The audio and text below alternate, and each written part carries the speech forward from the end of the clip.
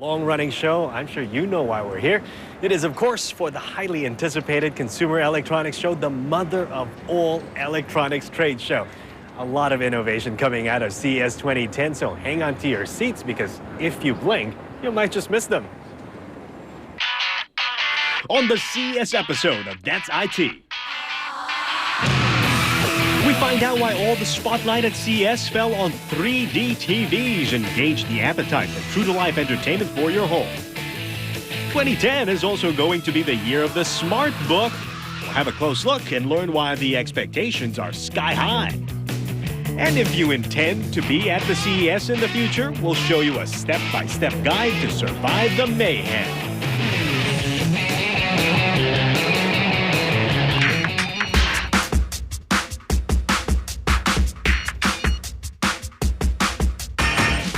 Navigation computer has received and logged flight plan from Project.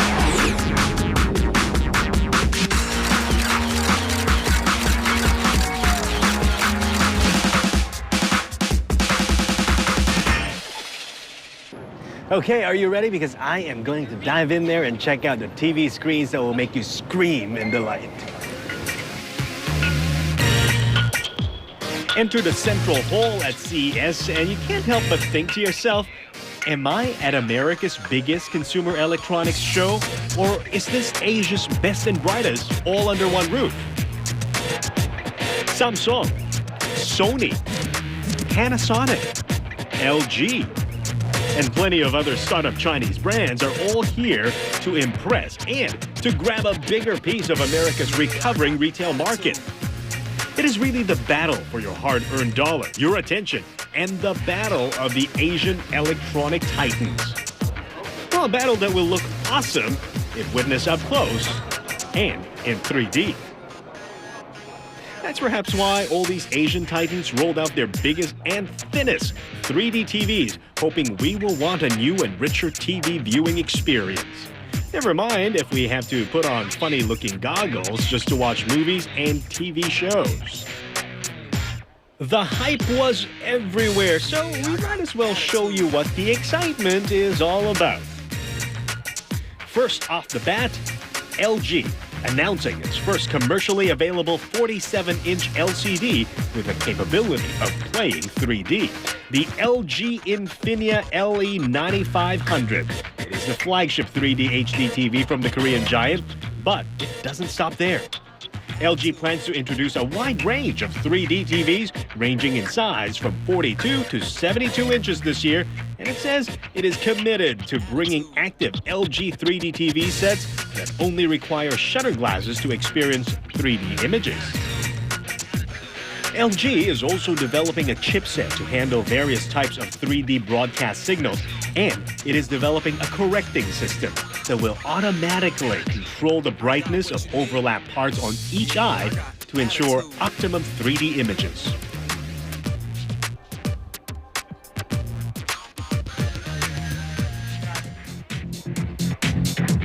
Panasonic ups the ante by offering the biggest plasma 3D screen, the PVT-25, which will be, at least for now, the only HD 3D TV that comes complete with a pair of prerequisite 3D glasses. 3D is, after all, just 3D no matter how you watch it, right? Well, the good people at Samsung don't think so. Apart from just launching a total of 19 3D HD TV displays, Samsung's 3D offerings comes complete with what it calls a 3D ecosystem that connects its TVs with 3D Blu-ray players. This means a complete home entertainment system that will allow you to enjoy the richness of 3D right in your own living room, or an entertainment zone specially created at home. A key ingredient to Samsung's 3D lineup is the ability of all its displays to auto-convert 2D images into 3D. But it doesn't end there. Samsung says it will also set itself apart by offering a new look to its displays. Cosmetic highlights of the TVs incorporate its touch of color styles in my favorite metallic frame that makes the TVs oh so sleek. But the big question is, are you really ready to have 3D at home? If you ask the guys behind their product, of course, they'll say yes. Last year, major Hollywood studio such as Disney or the DreamWorks, is released their own the 3D movie in theater. For example, Monster vs. Alien or other the 3D content. So customer recognized the 3D experience. So they would like that kinds of experience in their home. That's why they are interested in the 3D TV or 3D VD player or 3D game console in their home to enjoy the 3D content in the home. Recently, if you know the movie called Avatar, that is making a huge success around the world, and that is available with 3D, and it looks like a really fantastic movie with 3D technology there. So people are getting more exposed to 3D visuals more and more, and the content developer, they will develop that kind of movie more and more, right? So the consumers will become more familiar with this 3D contents. So it's going to be really good one for us to develop for the future. If you ask a fellow journalist, there will be a little bit more skepticism. Right now, it's the broadcast media that you don't have any content. So I think, well, I wouldn't say it's ready yet, but probably by the end of the year, you'll see a lot more 3D content and it makes it more attractive. If you get a 3D TV now, or in March when it first comes out, it's more of a future-proofing thing. Every TV is going to have the ability to do 3D. From what they've been showing over here, it's not just the high-end stuff. It's also a lot of the more mass-market TVs, the more affordable TVs. So I think it's here to stay. And it's just a matter of time for the content. The content just has to catch up, especially in our region. Which brings us to the next question. Where will we get content from? There are no 3D TV shows to speak of, and if there ever is one, we haven't been told about it yet. We made a strategic alliance with DreamWorks, who is releasing the 3D content in the theater in US market and worldwide. So this year, we have planned for the co-marketing with DreamWorks to provide the 3D contents for the 3D TV. The second one is broadcasting. So satellite broadcasting company, DirecTV in US, is planning to provide their own 3D content service in US market. And we have some of the plan to cooperate with DirecTV to provide the 3D broadcasting content throughout the 3D TV.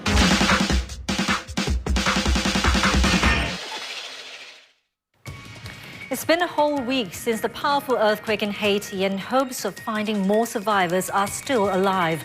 But for the living, more danger lies ahead. Details on Primetime News. For over 40 years, we've been proving ourselves to the world, creating business excellence and surpassing expectations as we deliver our promises to customers, local and international. Through constant innovation, we create possibilities for our customers to live, work and play with new levels of luxury, comfort and security. At Far East Organization, we don't just build structures, we inspire progress, we inspire success, we inspire better lives. Now, find your inspiration just minutes from the city, Novena and Thompson Road. A new perspective to urban living. Vista Residences.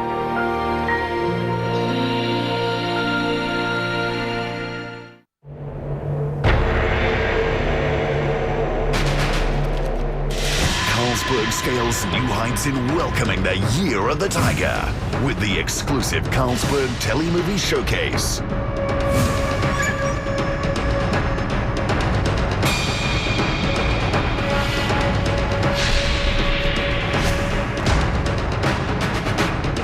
Join the acclaimed Carlsberg line dance troupe and popular local celebs. We will be spreading luck and fortune around the island. Welcome the New Year with the Carlsberg Lunar New Year Variety Show. And rise to the occasion this Lunar New Year with Carlsberg. Happy New Year! The Carlsberg Lion brings you the most roaring Tiger Year.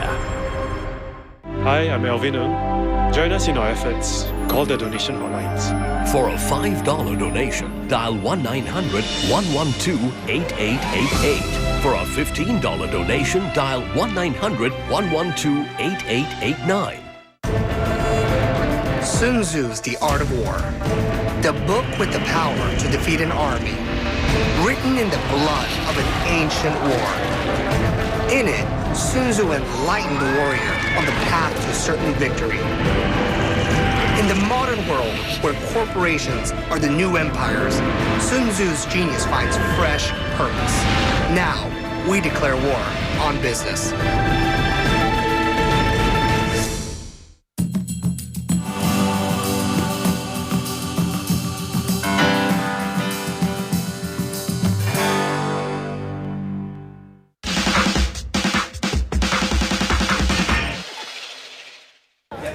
Welcome back. That's IT. It's coming to you from the Consumer Electronics Show right here in Las Vegas. Now, if you recall last year, I was lamenting about the subdued atmosphere here, but that's all changed. The energy is so high, you can feel it in every corner.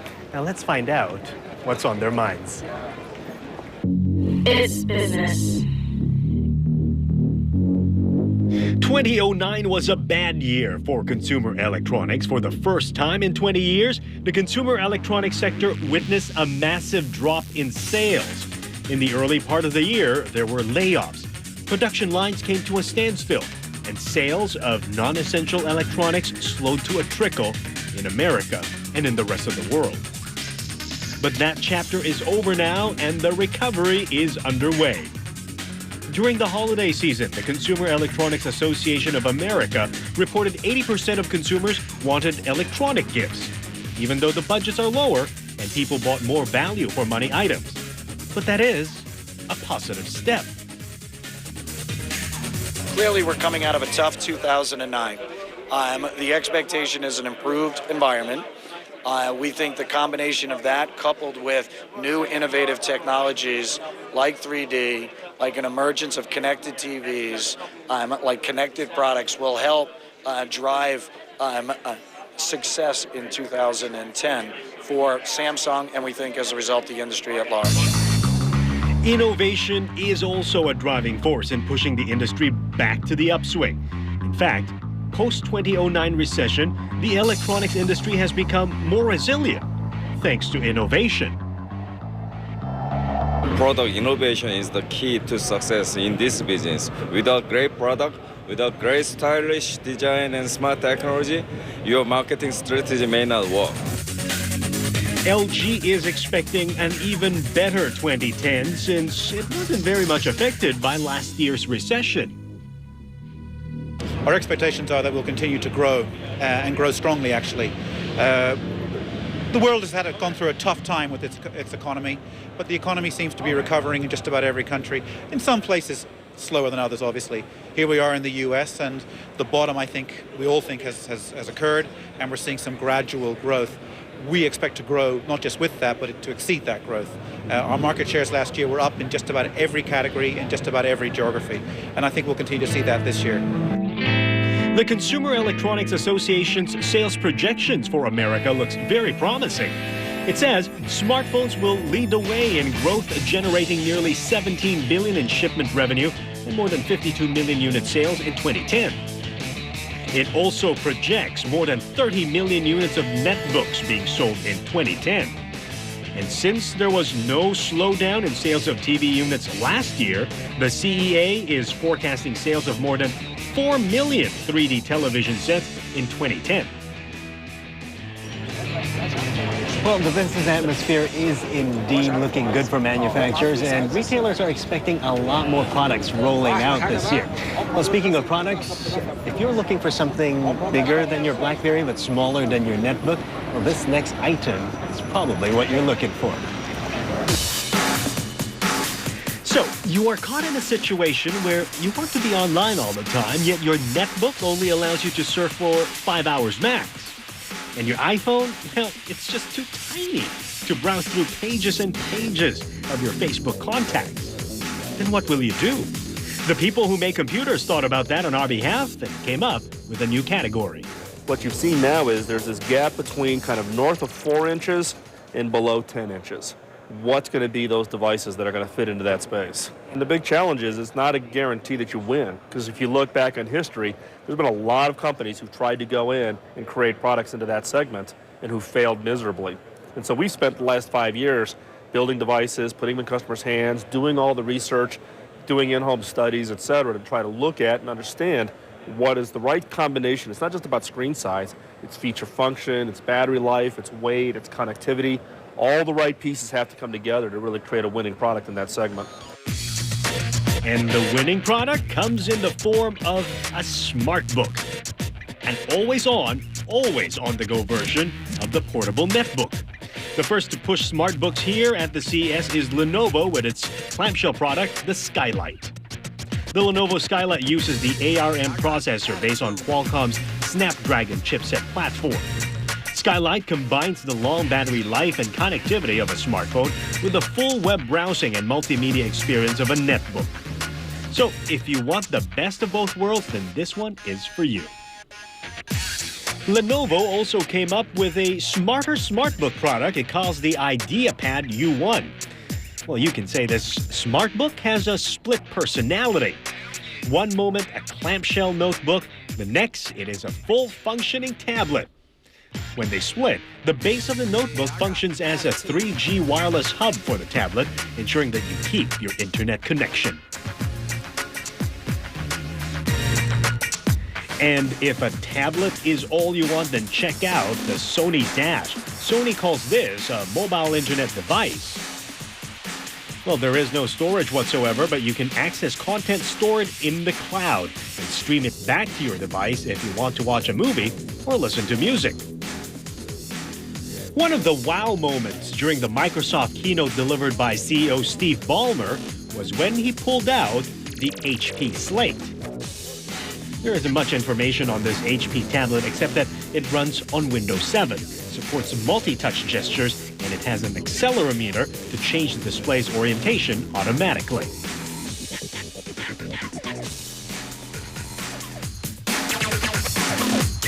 What is confirmed to come out sometime in 2010 is HP's Snapdragon Smartbook.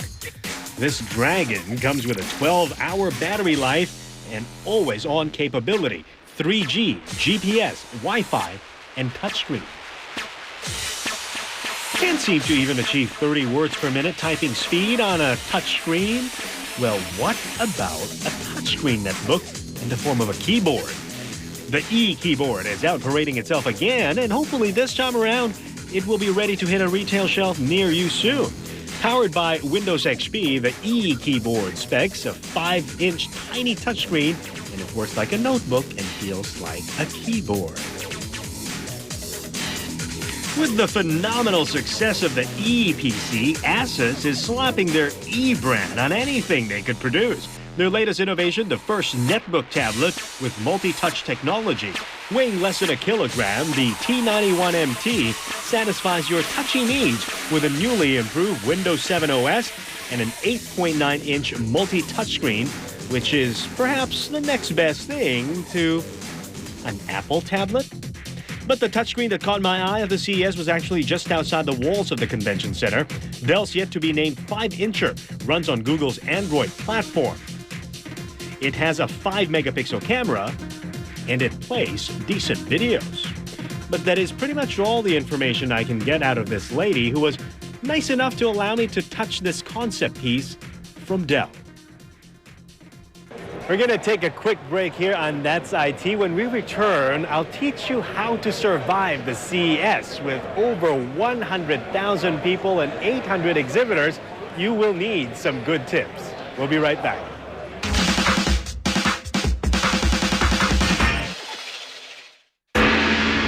In the land to the far, far east lies ancient culinary arts, where skills are selectively passed on from one generation to another.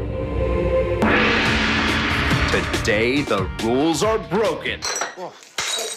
I never imagined myself doing that. Do they have what it takes to survive in Kung Fu Kitchen?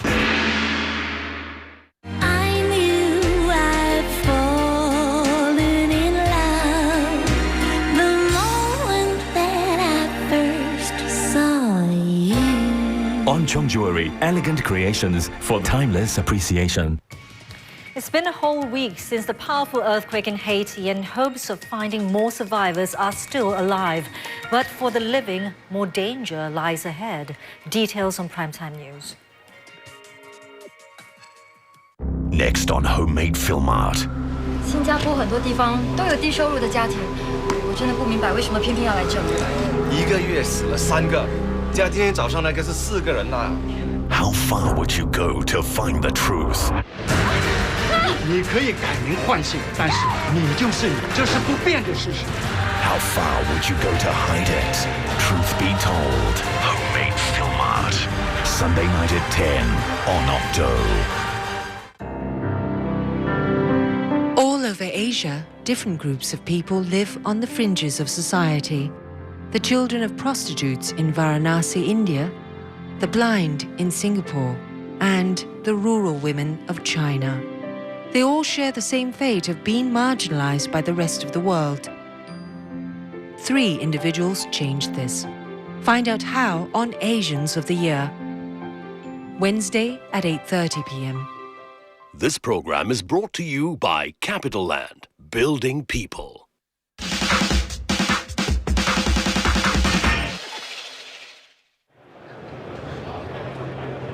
That's IT is coming to you from the massive Consumer Electronics Show right here in Las Vegas, where everyone who's anyone in the world of IT should be. And if you think you ought to be here too, I've got some survival tips just for you. DIY it.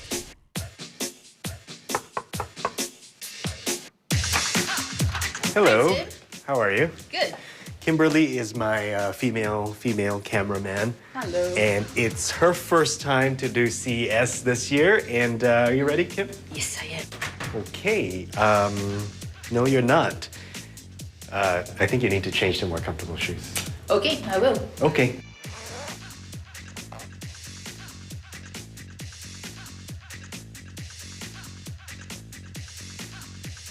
Okay, you know what? Your boots are really nice, but we don't want to kill you on your first day of CES. We still have 4 days to go. So, okay, you're ready. You're dressed properly. It's going to be hot inside the convention center. It's going to be slightly chilly outside, but we'll be doing a lot of work. Got your pass? Yes, it's over there. Okay, let's go. Let's go. Of course, a good presenter always helps the cameraman carry the tripod. It's very nice of you. When you get to the exhibition floor, make sure you grab a very useful map. LVCC, or the Las Vegas Convention Center, is divided into north, south, and central halls with 3.2 million square feet of space to fit more than 2.5 million people inside. That's a lot of space for a lot of people. Every year, the CES spreads out to all 3 halls, plus the Sands Convention Center, as well as the Hilton and the Venetian Convention Centers. Every year, there are over 100,000 people attending the conference, and this year's preliminary numbers top 115,000 people, enough to overwhelm Vegas virgins like Kimberly. Before you jump headfirst into the halls, it is best to do your homework and know what you need to see first and where it is located. After you've seen what you need to see to write your stories, it is time to have fun and browse the aisles at your own leisure to see if there are any innovations or fun gadgets that may catch your eyes. Be mindful, though, that many of the items here are still concept pieces and are not ready for commercial sale yet, but it gives us a clear indication of what products will be available in the coming year. Just make sure you get yourself enough water, because Vegas may be fun, but the air is also very dry. And most importantly, go out and have fun. Let innovation take you to places you've never been before. Now that we've seen the best, it is time to have a look at the rest. Innovations that might be useless to you, but it could be useful to the person sitting right next to you. All right, I must confess, we failed to locate the much talked about Google Nexus One phone. But we found something even better. A Google Nexus One phone loaded with a new app that parents out there will surely rejoice about. Pacer International, the guys behind the stun gun some police love to use, came up with a series of new smartphone apps called The Protector. The Protector was designed to supervise your children's mobile phone usage. Know who's calling, texting, or even sexting your kids, even before they receive the messages. A new phone user, they can talk to family without restriction, but if it's a new caller, the parent can actually see who it is and then decide whether they want to allow them to talk to them, or they could actually talk to them first and make sure it's an appropriate person to be talking with their child. It also has what's very neat, and a lot of parents are excited about, it's an enforcement action. So if they get in trouble, I can say, you know what, for 48 hours, your phone's not going to work. And kids, when your phone is grounded, what else can you do but enjoy your music? And maybe, just maybe, using bling-bling headphones like this one will add to one's listening enjoyment. Accessories maker iWave made waves with their headset collection in Swarovski crystal and the environmentally sensitive Grassroots collection. Remember those days when you can simply roll out of bed and pick up a call in your pajamas? Well, you might want to think twice now and dress up before you pick up a call, because Skype is on your LG TV. LG showed us the future of webcam communications with their integrated Skype TV. That means instead of hovering over a computer to talk to friends and relatives far away, you can use them on your 42-inch plasma TV. Just remember to make an attempt to look good before you face your TV. If you can't wait for enough TV content to show on your 3D TV, then by all means, make some yourself. All you'll really need is a bunch of good characters and this: Panasonic's yet-to-be-named prosumer 3D camcorder. Of course, 3D usually requires dual cameras mounted in close proximity, but Panasonic makes it easier by combining the two cameras into just one. Think about it. Maybe next time we can bring you That's IT in full 3D glory. Didn't I tell you there's going to be a lot of walking involved? That concludes our CS episode here on That's IT, but I just love being in Las Vegas at this time of year. So many things to see, so many things to do, and I'm going to go out and do them right now. I'm Timothy Go. That's it.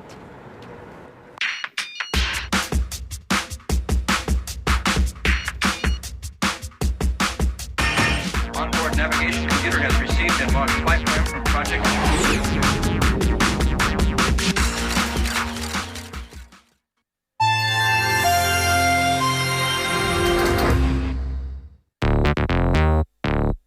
Touchscreen phones battle it out in our gadgets war.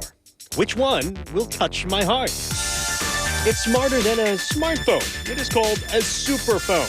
Will it take over the smartphone and our lives? It's what your laptop was 4 years ago. So there's a 1 gigahertz processor.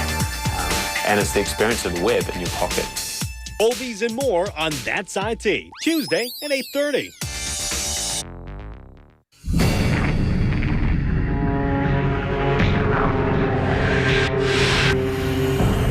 In the midst of all the challenges and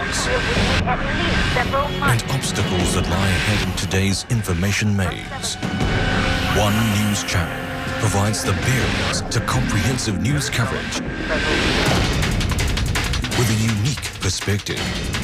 Channel News Asia, the only news channel providing Asian perspectives.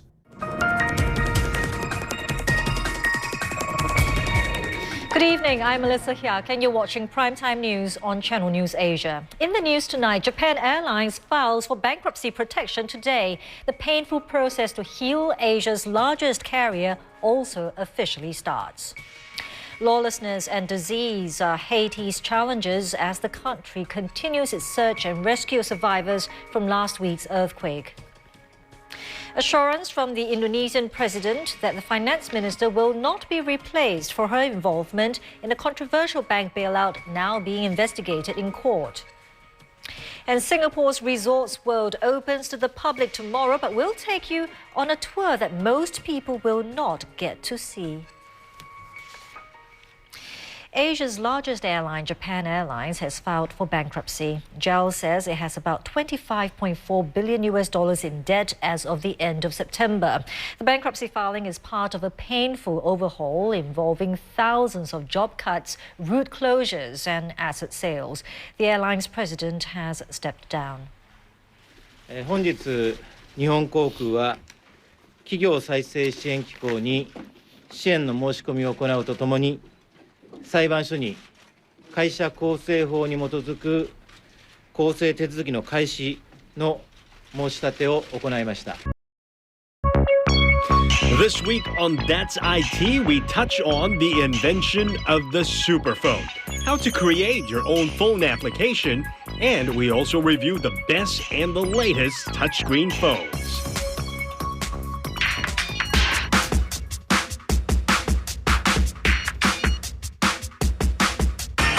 Onboard navigation computer has received and launched flight plan from Project.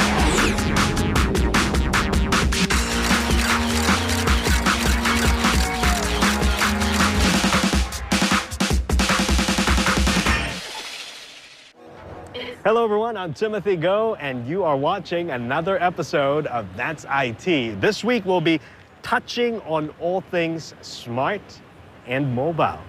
Well, the future of mobile technology will start engaging and arousing all our senses: sight, smell, hearing, taste, and touch. I can promise you touchscreen technology will be more tactile than ever before. But before we focus on the future, let's have a look at what's happening now in our gadgets war, where touchscreen phones battle it out. Gadgets war. We've got the LG BL40, the latest chocolate phone from LG. The BlackBerry Storm 2, which is the second Storm touchscreen phone. This is the HTC HD2 with, well, one of the biggest screens in the market right now. And of course, everyone's favorite, the Apple iPhone 3GS. And sitting right beside me is Damien. He is a phone expert of sorts, so we're gonna talk to you about touchscreen phones. Now, of course, our longtime viewers would know that I have some compatibility issues with touchscreen phones and anything that has to do with touching. So I can't really give unbiased review of the phones, but I hope that you can. So, all right. Now, first of all, we have all these latest touchscreen phones in front of us, but what do you think actually makes a good touchscreen phone? Right, so a good touchscreen phone should have at least a decent screen size, which is big, and the resolution here plays a part as well, because if you have a large screen and it has a very low resolution, it kind of doesn't make sense.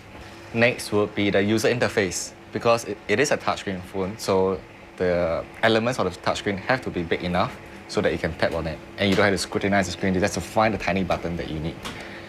The third will be the battery life. A larger touchscreen consumes more battery, so you wouldn't want your phone to die within a day. What about responsiveness, though? I mean, there are two types of touchscreen phones, right? Yeah, so there are two main types of touchscreens right now in the market. So these are the capacitive screens and the resistive screens.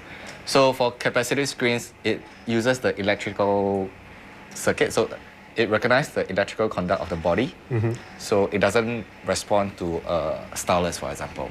Whereas for resistive screens, it is composed of several layers, and these are very thin layers.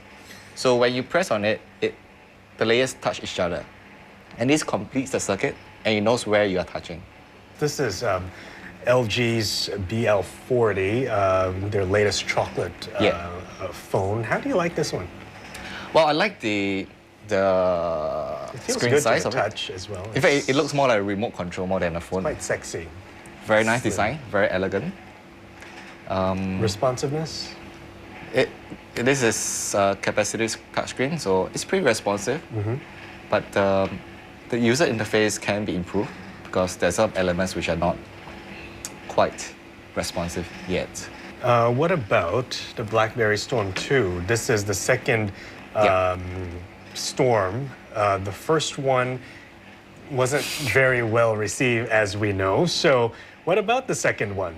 The second one is a lot better than the first one, obviously, because on the first Storm, there is as you press on the sides of the screen, it doesn't respond as well. So for the Storm 2, it uses a slightly different mechanism. So when the screen is off, it is actually you cannot press it. Okay. But when it is on and you press it, it feels like a button because of the tactile response. Right. Okay. So and you can type a lot faster on the Storm 2 than the first Storm. So in a way, the Storm 2 has really improved some of the lacking features in the earlier Storm. So it's pretty innovative, but there is a learning curve there because most users are not used to a touchscreen that can move. So this is where it is a bit more interesting. All right, so the Storm 2 is better than the original Storm. Yep. What about HTC's HD2? I like the screen. Oh, the screen is huge, yes. But what can this phone do or can't do compared to the others? So the HTC HD2 runs on Windows Mobile 6.5. And what HTC has done is they have put a layer of user interface on it called a Sense. So what Sense does is it actually replaces quite a lot of the standard Windows Mobile interface. How about the touch flow? Is it still? It is very responsive, and I like the buttons that they are big enough so that you don't have to scrutinize to tap on the commands. So that's where the Sense UI really does it very well and very elegant, and it is very responsive. Right. Yeah. And it's, I mean, it's big, but it's actually, I guess, very thin slim. enough. Yeah, that's that very you can put in your pocket, comparable to the latest Apple iPhone, which is, well, slightly shorter, but a lot of people, in fact, everybody wants to have one of these. Yes. Why? I mean, what is in the iPhone that makes it so popular? I guess the biggest selling point of the iPhone, and for this iPhone 3GS, is the range of the variety of applications you have on the device on the Apple App Store. So I think that's really one of the most compelling feature people are buying an iPhone. Obviously, and the user interface is very user-friendly. Yeah. Almost anyone can pick it up and use it right away. So that's where Apple has really excelled in the user interface of the iPhone. It's easy to use. There are tons of applications for you to download games, business apps, everything. With all these touchscreen phones running on different operating systems and user interfaces, which will be Damien's pick for the best touchscreen phone? The LG BL40 for its value, the HTC HD2 for its looks, the BlackBerry Storm 2 for marrying business with play, or the super popular iPhone? I think I would go with the iPhone. Okay. Simply because the kind of applications they have, it's... Okay, so Damien's choice is the iPhone. So we didn't manage to see the Nexus 1 at CES 2010 in Las Vegas, and neither did Google want to send it to us for a review, but you can catch a glimpse of it after the break.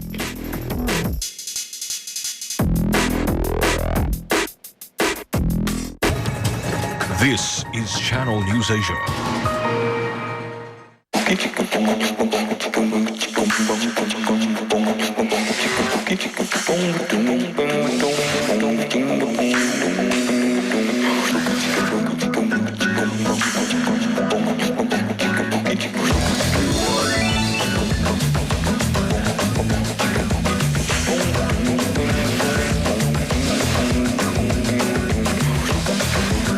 Team of dedicated specialists, you're sure to enjoy the safest, freshest quality products possible. Cold Storage, trusted for over 100 years.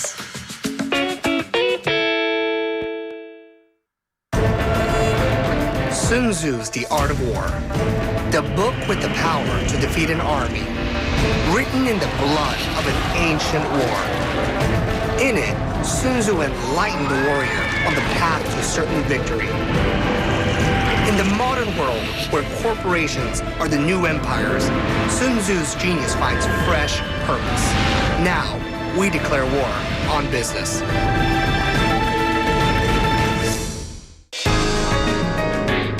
When a roving clinic hits the road, volunteers expect the unexpected. This week on House Call to Indonesia, Andres has a thyroid condition which could have been treated in any major hospital. A volunteer medical team hopes to set that right, but her treatment may have come too late. There was like tumor within it.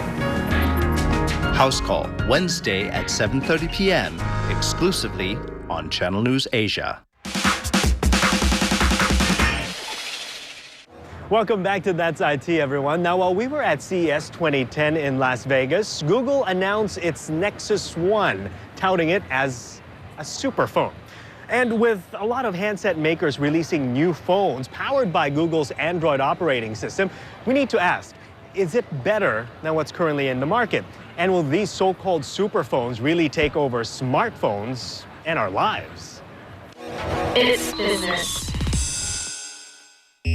Mobile phones have come a long way. Today, they aren't just devices that you make voice calls with. They can now be used to check your emails, surf the web, play games, update your Facebook status. In fact, it probably spends more time in front of your face than next to it. Welcome to the era of the smartphone, where computing rather than communication rules. In fact, shipments of smartphones are expected to rise 28% globally this year. According to Forrester Research, a smartphone is a mobile phone or connected handheld device that uses a high-level operating system. That includes iPhone OS, BlackBerry OS, Windows Mobile, Symbian, and Android. But now the smartphone has a new challenger, the superphone. Now, the Nexus One is really the first of what we call the superphones. Essentially, to put it in layman's terms, it's what your laptop was 4 years ago. So there's a 1 gigahertz processor, and it's the experience of the web in your pocket. So really, it's an evolution of a smartphone, really, that it's got a complete web experience and that, that mobile portability. I would hesitate to use Google's marketing speak, and apply it to the mobile world at large. But I think, in many respects, if you look at the reasons why Android calls its, or Google calls its Nexus One a superphone, you could say that the same applies for the iPhone, in terms of its ability to support advanced applications, and also the ability to do a lot of computing, social networking tasks. Over the years, handset makers have tried to coin their own alternatives to the word smartphone in a bid to differentiate themselves from the competition. Nokia launched the N series, calling them multimedia computers. Toshiba's very own TG01, which was the first phone to run on a 1 gigahertz processor, was marketed as a pocket PC. To borrow the words of Shakespeare, a smartphone by any other name would be a sweet. So, how is the superphone any different? Well, a feature of the Nexus One is voice recognition integrated with Google's search function. Now, you simply need to tell your superphone what you want to find. That's only the beginning. Aloysius believes that superphones will become more powerful and user-friendly as data plans become cheaper over the next few years. And when that happens, people will start using the superphone as a gateway to accessing personal web content rather than the PC. So, is this the decade where we say goodbye to the laptop and smartphones and hello to the superphone? I don't think it's really about replacing. It's about giving users choice.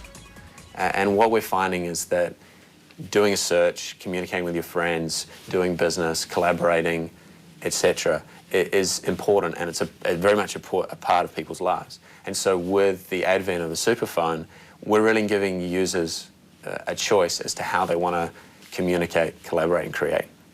And so really that's exciting.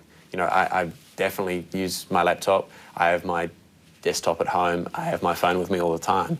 It's not making me choose something. It's not making me stop or change my behavior too much. It's giving me another choice. And that's the most important thing for us.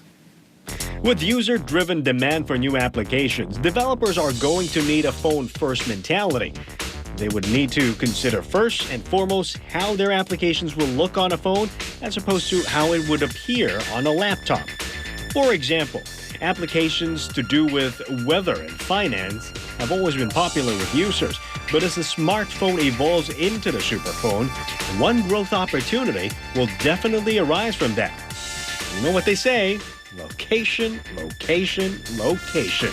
Imagine being able to see a location in 3D on your superphone.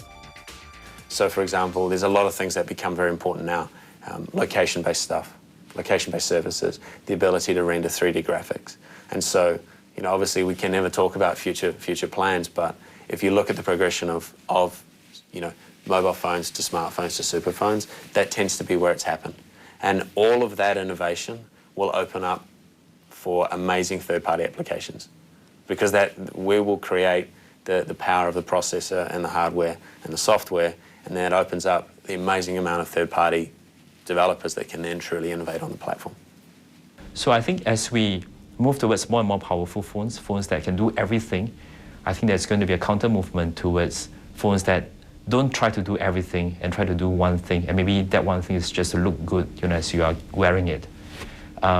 So I think that would be an interesting move. Whether it will pan out in the next 10 years will depend on, a few complementary technologies, voice technology, for instance. A wearable phone? Sounds promising, especially since the Android 2.0 OS already has a voice search function. And this will definitely pave the way for other handset makers to develop their own super phones.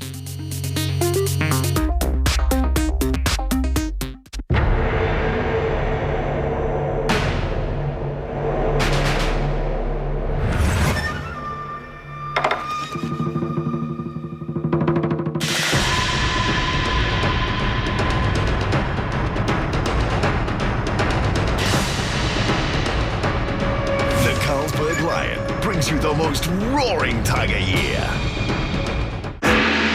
The day culinary apprentices are plucked from their comfort zones and thrown into the depths of the great unknown.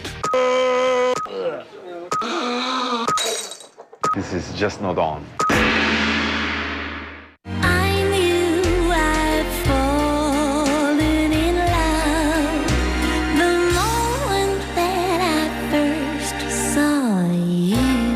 On Chongjuari, elegant creations for timeless appreciation. Thursday, we check out Canada's must-see pavilion and discover what they have in store for the visitors. The main attraction for the Canada Pavilion is this collaboration that we have with Cirque du Soleil. It's world-class, it's top quality, it's the whole packaging that they bring in. And see how this eco-plaza at the expo site aims to achieve zero energy consumption by harnessing solar and wind power. Catch Expo Connection, Thursday at 7:30 p.m. on Channel News Asia. MediaCorp is the official media partner for the Shanghai World Expo 2010.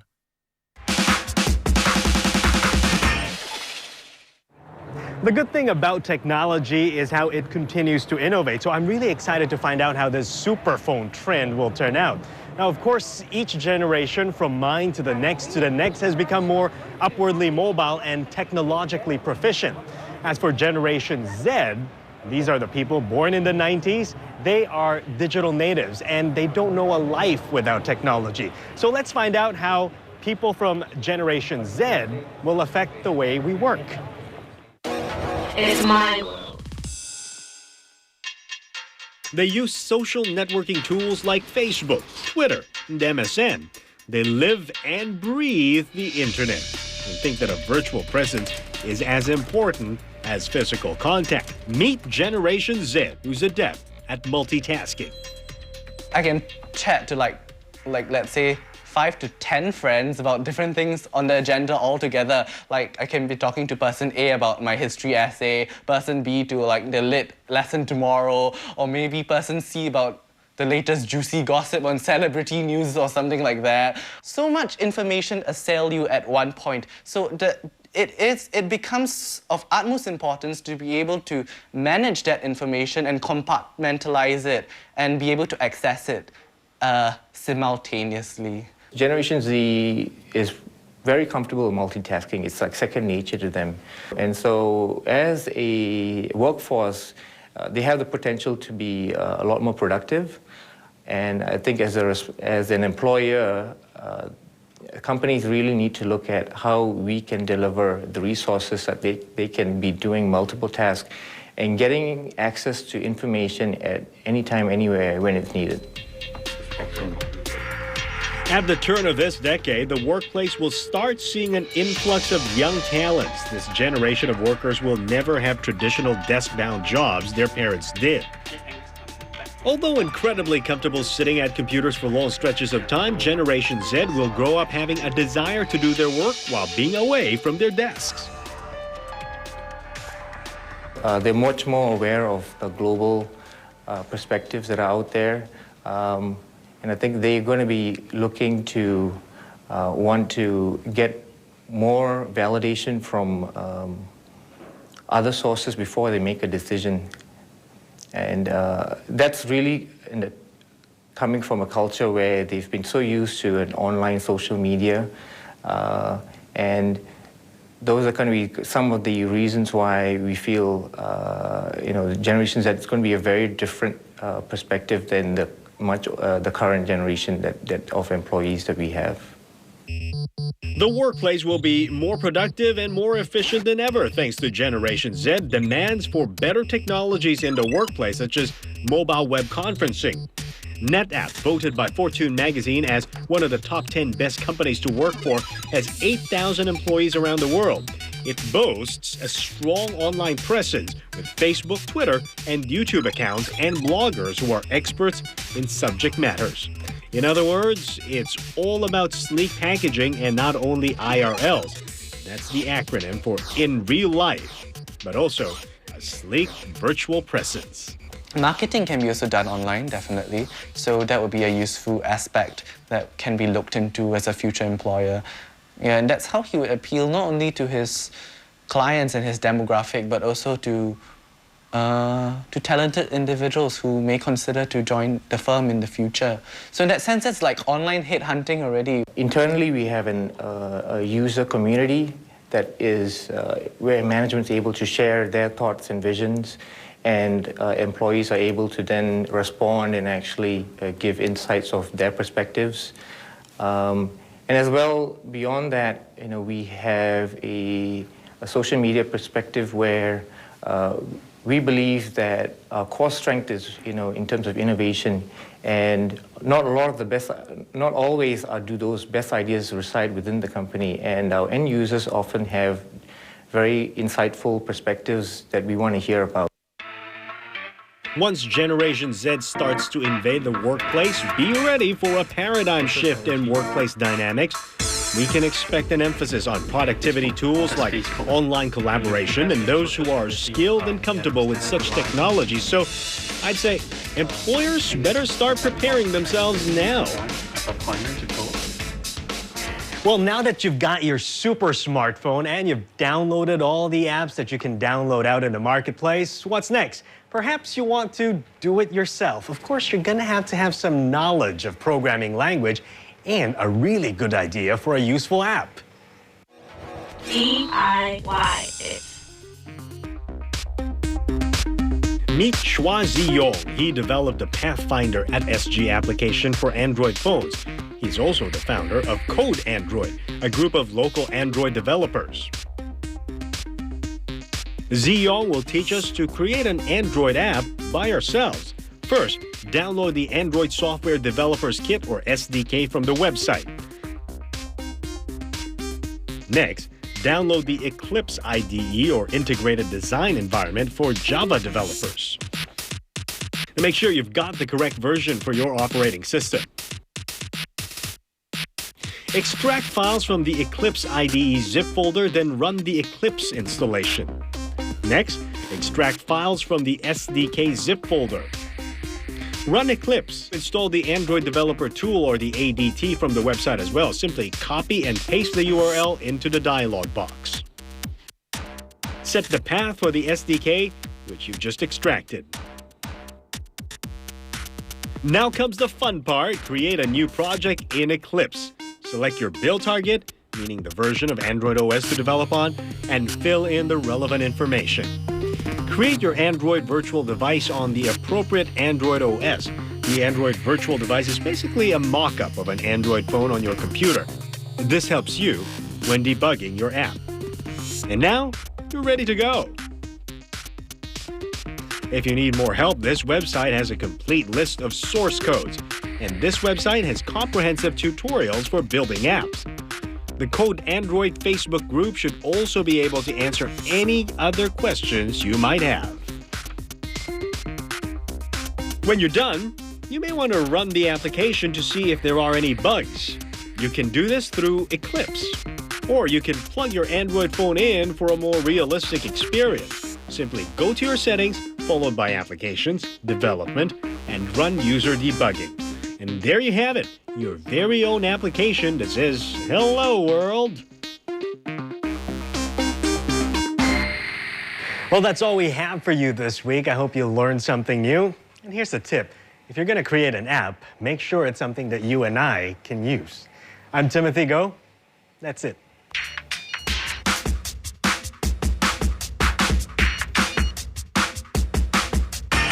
Onboard navigation computer has received and marked flight plan from Project.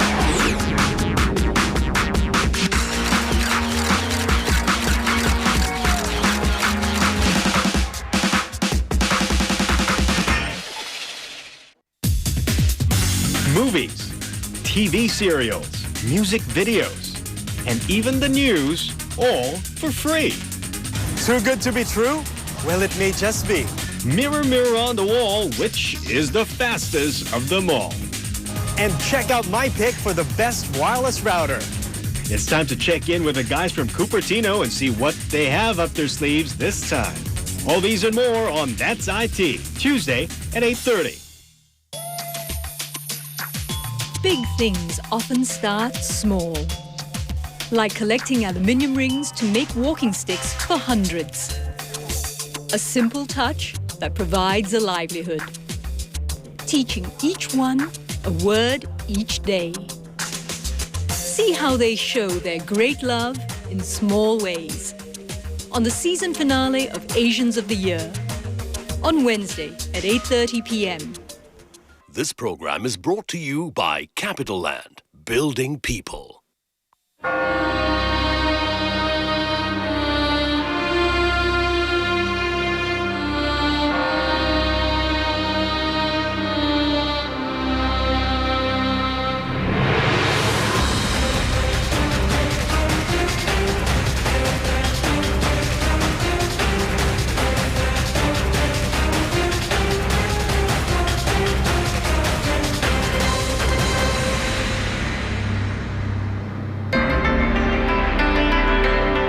This February, prosperity and love are in the air.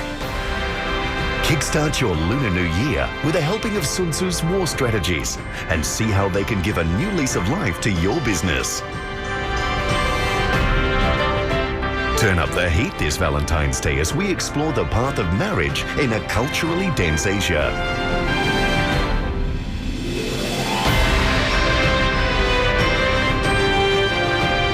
It gets hotter as we hit Asian kitchens to taste the exciting melange of martial and culinary arts.